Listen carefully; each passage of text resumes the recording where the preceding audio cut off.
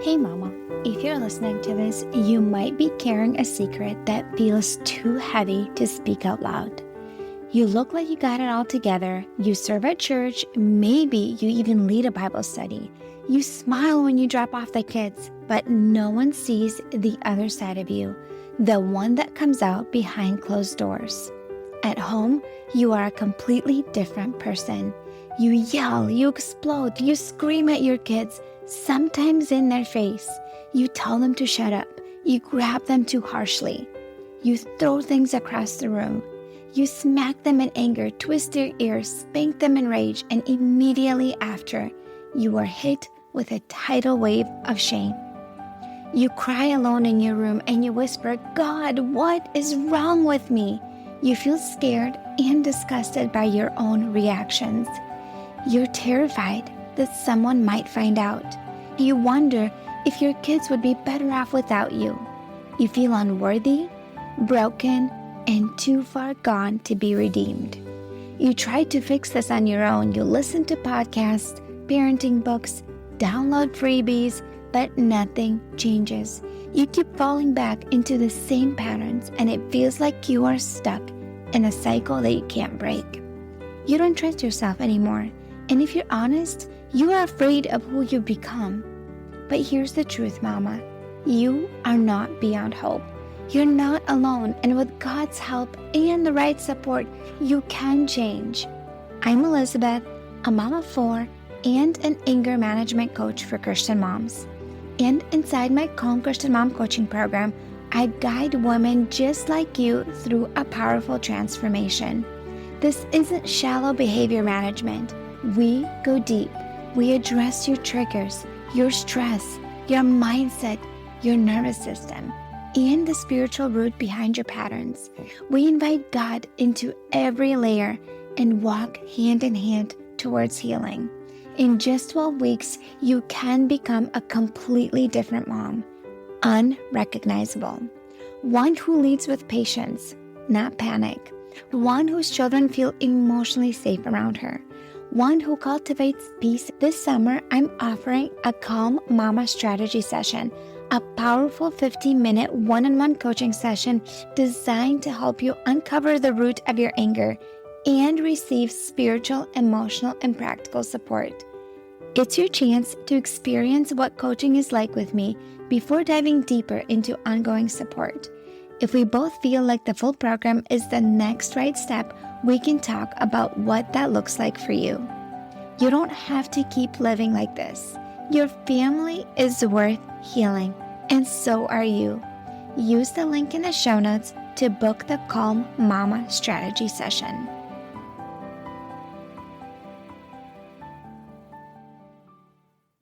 Hey friend, did you know there are some mindset shifts that you can make today to feel less stressed, less overwhelmed, less frustrated, less angry? Okay, so we'll be talking about those mindset shifts that you can start implementing today. So right now, it's our first week of school. My kids are all home at the moment. We'll see how long this lasts. The little one is napping. The 3 boys are separated into different parts of the house. We are doing a no screen week, which is, by the way, very, very hard for me because usually when I work, I have my kids watch something because they're less likely to get into an argument or a fight.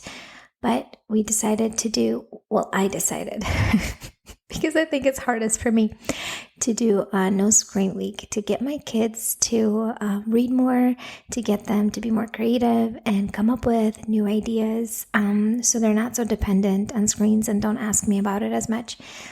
And it's been really tough the last couple of days. They keep trying to ask if they can watch, and I'm still sticking to it for now. So we'll see how the rest of the week goes. I'll update you later. But today I will be talking to you about 4 mindset shifts that you can do today to lower your stress levels. Okay. So shift number 1, one thing that you can start doing today differently is asking for help. Okay, so here's the mindset shift. Oftentimes as women, as moms, we feel like we have to do it all by ourselves because that means I'm I'm not failing. And if I ask for help, that means I'm a failure and I'm not good enough and I should be able to do it all because, well, she does it all. Or you feel like you have to because your mom did, or your husband says his mom did it that way. And so you feel like you have to do it all. You have to work full time. You have to volunteer. You have to cook. You have to do all the cleaning. You have to do all these things by yourself without asking for help, because asking for help feels like you're failing, or you think that you are, or maybe your spouse says that to you. And then you feel like you're not good enough, you don't measure up. Anyways, the mindset shift that we need to do is that asking for help is a way that you can support yourself and make yourself easy. Because when you are trying to do it all by yourself, what happens? You get stressed out, you get overwhelmed because there's just too much on your to-do plate. You feel easily agitated and frustrated, you feel anxious, right? And how does it come out into your behavior towards your family? You get triggered easily. You maybe snap easily. You maybe overreact. You can even experience mom rage because you're so overwhelmed and stressed out, not because you're a bad mom. Okay? There's a Bible verse that says, bear one another's burdens and so fulfill the law of Christ. Galatians 6:2. Okay? So when we ask for help, we are inviting and we are allowing other people to support us and to bless us. Like in my family, our kids do chores. My husband helps out. Why? Because that is how we work as a team in our home. We all live in this house. We all contribute to this home. I cannot do it everything all by myself, because when I do, that's what leads to burnout and overwhelm, and actually leads to other health problems, mental health issues, emotional health problems. So asking for help. And when you feel guilty for asking for help, or maybe someone else makes you feel guilty, change your thoughts. Maybe journal through it tonight. When I ask for help, that is a way for me to support myself and to make life easier. So I'm less stressed. So I'm less overwhelmed. So I am kinder. So I am more patient with my kids. Because sometimes you overreact and it's not a spiritual problem. It's not something that's like, oh, you need to pray about it. It's a mindset shift. And God has given you a mind. He has given you thoughts. He has given you feelings. Okay. And when you're feeling resentful and bitter, that's telling you, that's a message that something is going on. More than anything, the enemy, the devil, he wants you to stay stressed and overwhelmed and frustrated and not ask for help. Because what happens? Then it affects you mentally, emotionally, and physically. You start having physical issues, you start having mental problems, you start having emotional issues, and you're taking it out on your family, and that is burning bridges, and it is contributing to hurting relationships. That's what he wants. He doesn't want you to have good relationships in your family. So asking for help is one of the first keys, and start out with just delegating everyday chores that need to get done around the house. And how I do it with my kiddos, well, we pay them for doing chores, for the ones that contribute to the whole family. When it comes to their own things, for in their own room, their own laundry, folding their own laundry, they don't get paid for that. But when they clean the house, when they clean up the living room, when they wash dishes, when they sweep, that's like a household chore. So we pay them for that.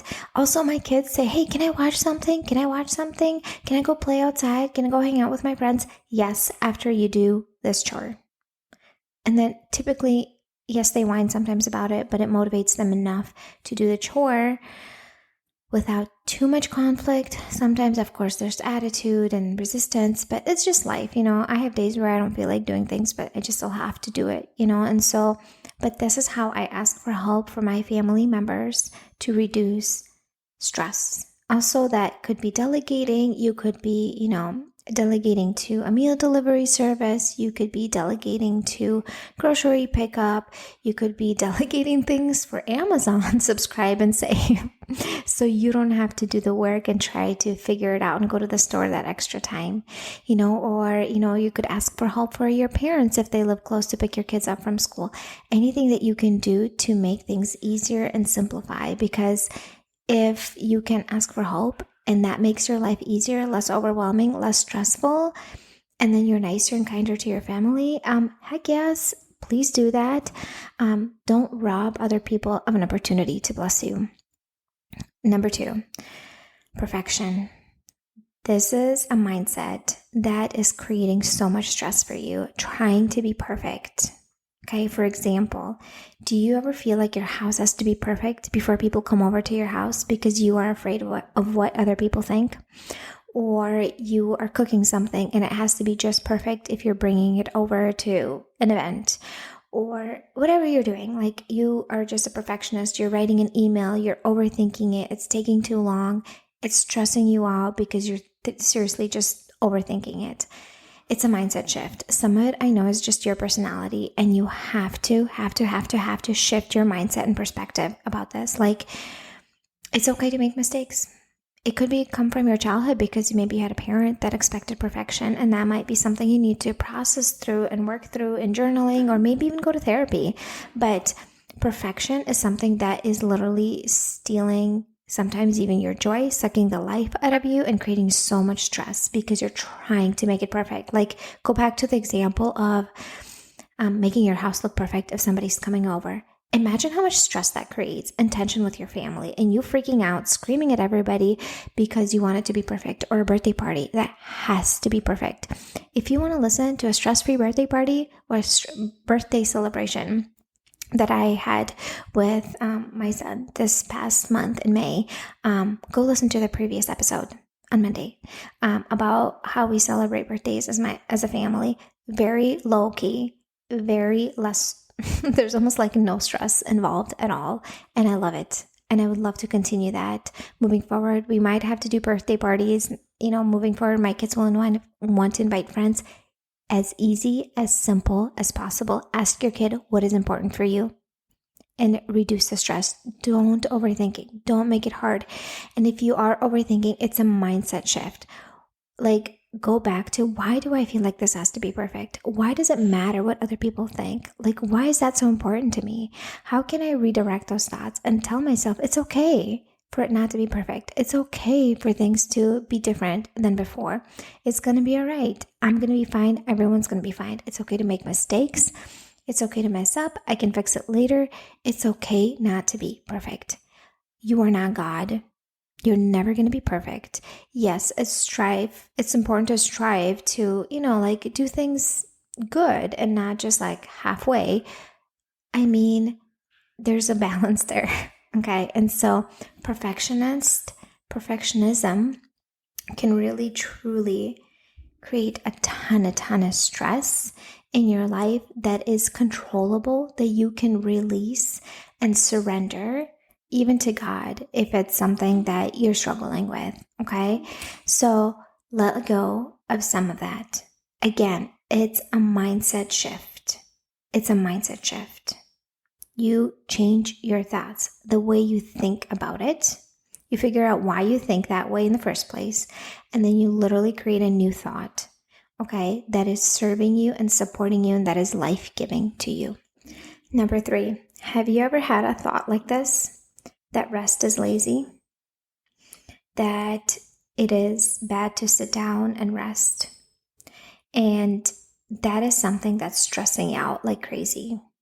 Because when you are constantly go on high alert, you don't actually rest and rejuvenate and restore and replenish yourself. You get to burnout. And that leads to severe stress in your body and your mind.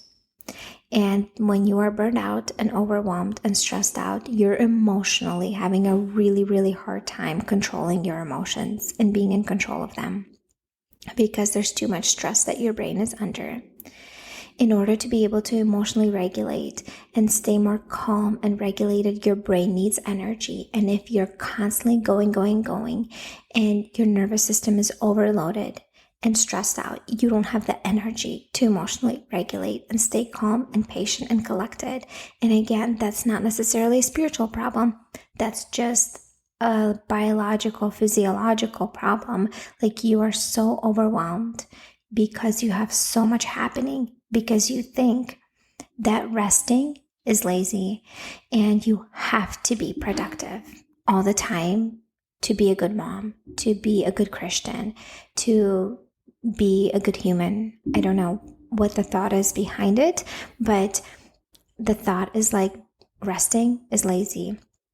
I remember I was talking to my mom about this a while back because my mom has a hard time sitting down and resting. She always feels like she has to do something because otherwise she's wasting time if she's sitting down and resting. And she always feels like she has to be productive. And that's how I used to be because I got that from my mom and my mom got it from her mom. And that's just the way people always were back then, especially the ones that grew up in villages. That's where my grandma grew up in. And they were just constantly doing physical work, and to sit down and rest was just not a thing. And I want to challenge you because the Bible tells us that God rested on day 7 when he created the earth. He created a Sabbath. Why? Because our body needs rest. He also created us in a way where we need regular sleep, like 7 to 8 hours of sleep every night, to rest, to restore, to rejuvenate. And sleep is actually super helpful for you to lower your stress levels. It's really, really needed. And also it helps you to emotionally regulate when your brain is rested. So rest is actually not lazy. And sometimes rest is the best thing that you can do. So the other day, last week, I was having kind of like a rough day, and I normally do these podcast meetings. It's a monthly meetup that I'm part of, and I was going to do that. And in the afternoon when my daughter was napping, and it was last week of school for the kids were still had a full day of school that day, and I was just so out of it. I was just not myself. It's my week leading to my cycle. It was just like, ugh. And I'm like, I have all these things that I can get done on the computer. I can update and record lessons for my my Emotionally Healthy Mom course to update. That's my plan for the summer. And I wanted to get some things done, but I was just feeling so out of it. And I knew that I was getting kind of like emotional and just like not in a good place mentally and emotionally. And so, you know what I decided to do? I literally decided to take a nap. I put everything on pause, everything in my home, and I literally just decided to nap. And I did.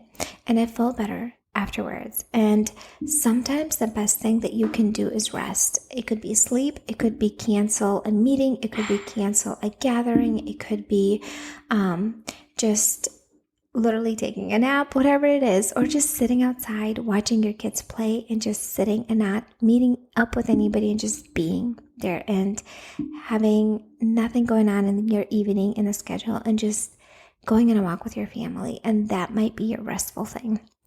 But rest is not lazy.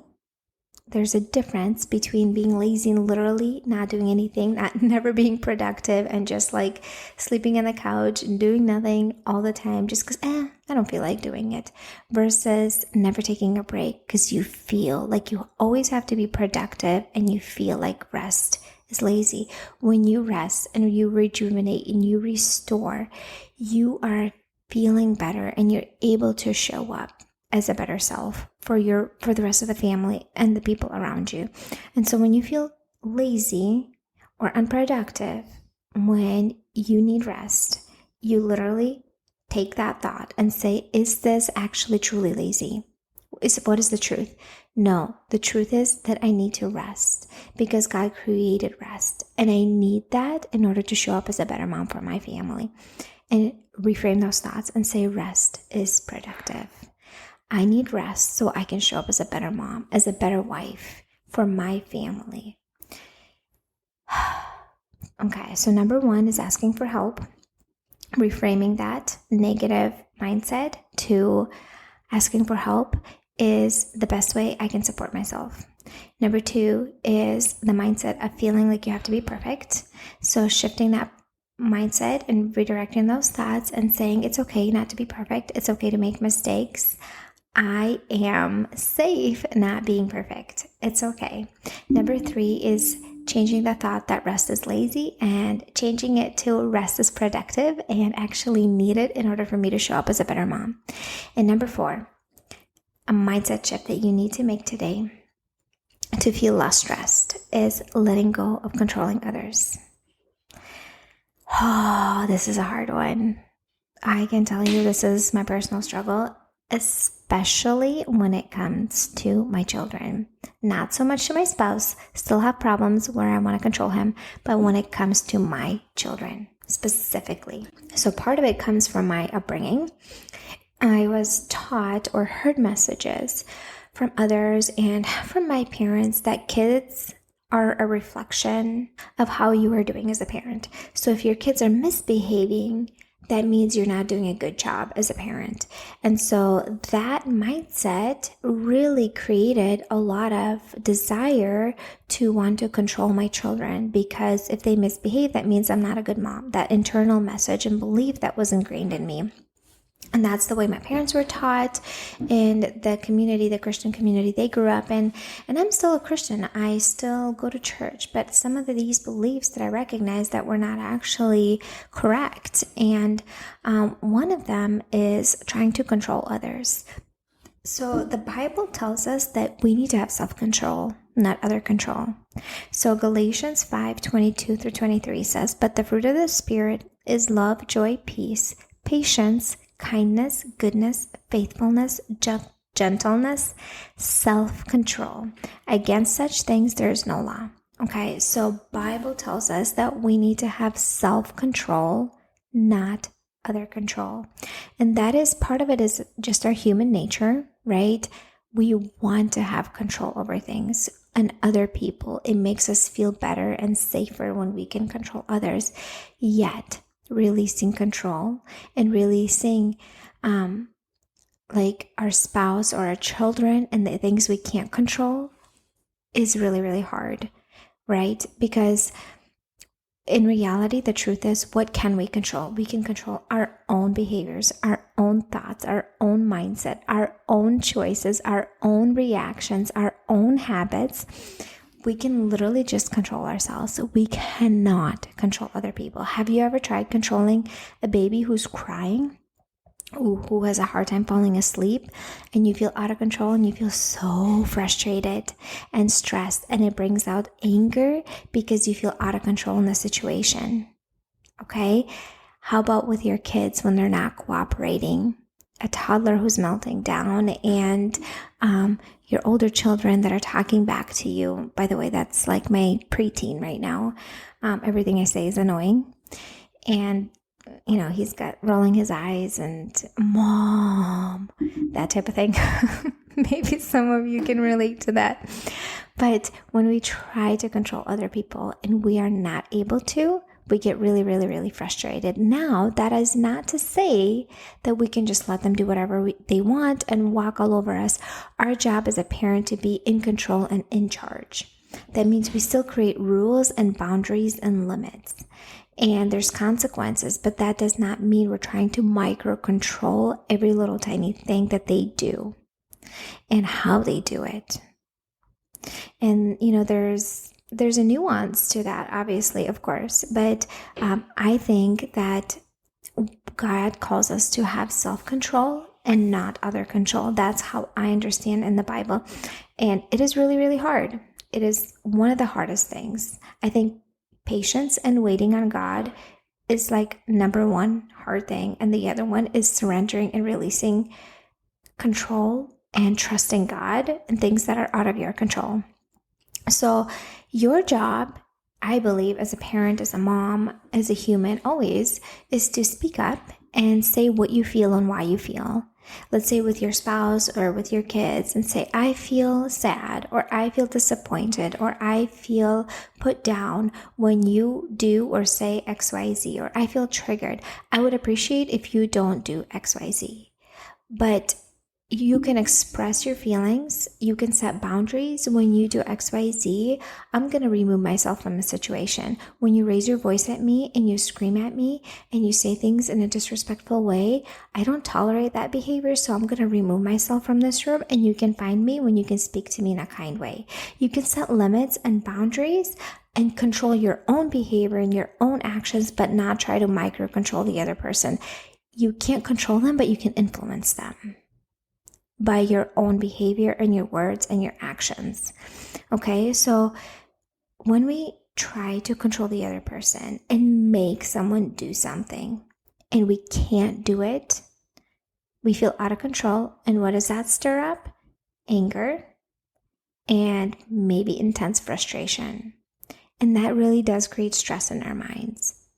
Let's say your husband is doing something you really, really don't want, and then you're so frustrated, angry about that, and then you get triggered by your kids' noise and for them just having a good time, and you're taking it out on your kids and freaking out and screaming at them, but it's not their fault. It's actually you are struggling because you're trying to control your husband. When you spoke your mind to your spouse and you said what you felt and they heard what you said. By the way, speaking to your spouse in a emotional state is the best way to bring things up and issues up when you're both triggered. Not a good time. I have an episode on that, how to communicate when you're emotional. I believe I'll try to find it and link it below. But when you speak your mind and then it's up to the other person to make that choice and decision, that is when you surrender it and give it up to God and say, Lord, please work in their heart. Reveal to them that what they're doing is hurting me and that is unpleasant or it's hurtful or whatever it is. And help me see what I need to see and how to respond in a proper God-honoring way. So like you do your part and you release and surrender the other person to God and their actions to God. So this may feel a little bit confusing and hard. So I would encourage you that you focus on things that you can control in your life. For example, your habits. When you wake up and go to bed, what you consume, right? Your mindset, working on your thoughts. When you focus more on things that are in your control, that you can change and that support you and make you feel better, you know what happens? There's a shift that happens in you. You don't try to control others as much because your own life and your own actions and your mindset feel empowered and in control. When our own lives feel so out of control, our schedules, our home, our physical space, right? Our habits, the way we do things, the way things are structured, right? When everything feels super chaotic in our lives, that is actually in our control, but we don't control, we just let it happen to us. We don't reflect on what's not working when you're so overscheduled and you're feeling pulled in all these different directions. So then everything else in your life feels so out of control. So then you're trying to control your spouse and your kids to get some sort of control back. But when you start trying to manage things and get things in order that are in your control, that you're able to work on, like your mindset shifts, your schedule, like connecting with God, those are things that are in your control that you can do something about. What you eat, what you exercise, then you feel more empowered and then you feel less pulled to control others and then you feel less stressed. I hope that makes sense to you. And by the way, my friend, this is exactly the kind of work that I help you with in my coaching container. If you feel like this is something you're struggling with, that you feel super stressed out, you feel so overwhelmed because everything feels so out of control in your life, you feel like you have to be perfect, you feel like you can't get any rest, and you feel lazy for resting, if you feel like you have to control your children because they are a reflection of you, when others look at your children's behavior, when you feel like it's so hard to ask for help, all of those things are creating so much stress. And yes, I can teach you this in a podcast episode, but the truth is it takes time to process all that and work through that. And we oftentimes go back to our old ways of doing things unless we truly process it with actual support and accountability.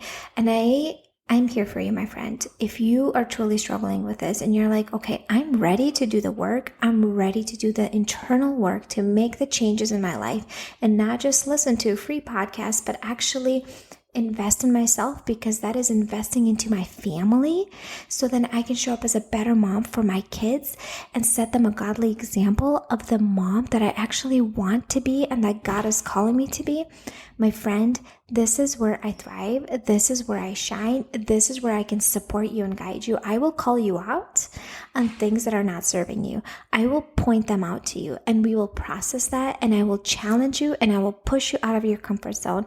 Yes, I will be your encourager and supporter and coach, but I'm also here to guide you and mentor you and push you out of your comfort zone. My friend, if you're struggling and you're ready to make changes, reach out to me. There's a link in the show notes to book a clarity call. I would be more than happy to connect with you and we can chat if my program is the right fit for you. Okay, I'm going to review the 4 things that are causing stress and the mindset blocks. Okay, not asking for help, feeling like asking for help is going to make you weak and like a failure. And we need to shift those thoughts and ask for help and redirect your thoughts and say to yourself, asking for help is a way to support myself and make life easier. Perfectionist, feeling like you have to be perfect. Change those thoughts. It's okay for me not to be perfect. I am human. I'm allowed to make mistakes. I release that perfection and surrender that to God. Number 3, feeling like you have to be productive all the time and that rest is lazy. Change that thought. Rest is productive, and sometimes rest is the best thing that I can do to show up as a better self for my family. And number 4, trying to control everyone and other humans, especially your kids and your spouse. So letting go of controlling others and releasing and surrendering that to God, what is only in His control. And so, my friend, thank you so much for showing up and being here. If you found this podcast episode helpful, please share it with a friend. I would appreciate it so much. And I would love for you to come back in the next episode because I'm inviting my friend Kason, and we will be talking about mindset and shifting our thoughts and taking our thoughts captive from a biblical perspective. I can't wait for you to listen to that interview. Until Friday, my friend. Hey mama, do you find yourself snapping over the smallest things, like spilled milk or constant whining, then feeling horrible afterwards? If you're tired of losing your temper and you want to show up with more patience, I have something for you. It's a free training called How to Be More Patient with Your Kids so you're not screaming over spilled milk. Inside, I'll walk you through 10 simple things you can start doing today to become a calmer, more Christ-like mom, even on the hard days. To get it for free, just leave a rating and review on Apple Podcasts and send a screenshot to hello@emotionallyhealthylegacy.com. Or if you'd rather skip the wait, you can grab it right now for just $27. The link is in the show notes. Let's help you become the peaceful, patient mom your kids need.